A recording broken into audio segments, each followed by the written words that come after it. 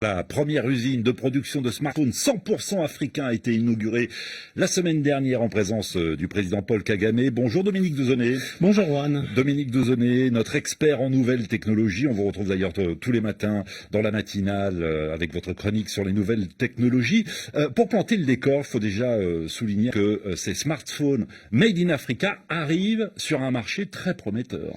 Oui, avec une population estimée à 1,4 milliard d'individus à l'horizon 2021 et un continent qui mettra en circulation d'ici à 2 ans 1 milliard de smartphones environ, eh bien oui, l'Afrique est devenue cette place de marché incontournable pour toutes les entreprises high-tech et télécom de la planète. Mais côté innovation, l'Afrique sait innover, comme nous le démontre aujourd'hui l'entreprise Mara Group, cette firme créée par le millionnaire ougandais Ashish Thakkar, qui est basée à Kigali, a donc officiellement inauguré la semaine dernière la première usine de production de smartphones 100% africains. Et si ces mobiles fabriqués au Rwanda sont effectivement plus chers que ceux des autres marques, eh bien, ils sont capables pourtant sans problème de rivaliser avec les Samsung bas de gamme, dont le moins cher coûte 50 000 francs rwandais, et les smartphones sans marque à 35 000 francs rwandais, mais aussi avec les derniers appareils de la firme Apple, quel que soit l'endroit de la planète où on les achète, sont eux, en revanche, hors de prix. Horriblement cher, effectivement. En tout cas, le président de Mara Group assure que les Africains sont prêts à payer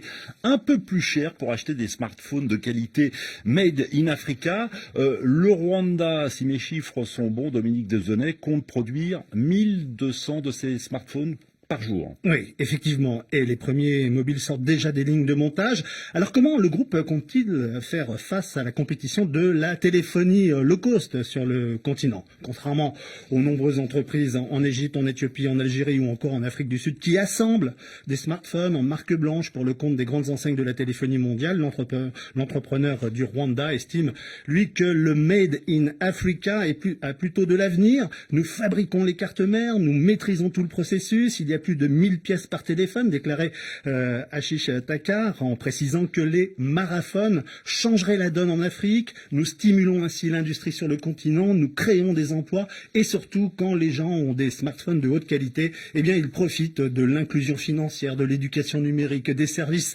de santé à distance, des services en ligne pour l'agriculture et des plateformes africaines du commerce électronique. Donc des smartphones qui n'ont rien envié aux autres grandes marques internationales. Pour l'instant, il y a deux modèles qui sortent des lignes, qui sortent de la production rwandaise, le Mara X et le Mara Z. Oui, alors tous deux avec des batteries de longue durée, des mémoires de haute capacité, des caméras de précision et des écrans de haute définition. Ces mobiles intègrent chacun un système de reconnaissance faciale permettant de les déverrouiller. Les deux smartphones sont équipés du système d'exploitation Android avec son cortège d'applications que propose par défaut la firme américaine Google. La version Z avec un processeur plus puissant est vendue 175 750 francs rwandais, soit 173 €, et le modèle X coûte l'équivalent de 118 €. Par ailleurs, le PDG de Mara Group espère, avec cette production Made in Africa, donner un petit coup de pouce aux ambitions du Rwanda à devenir un pôle d'excellence technologique dans toute la région.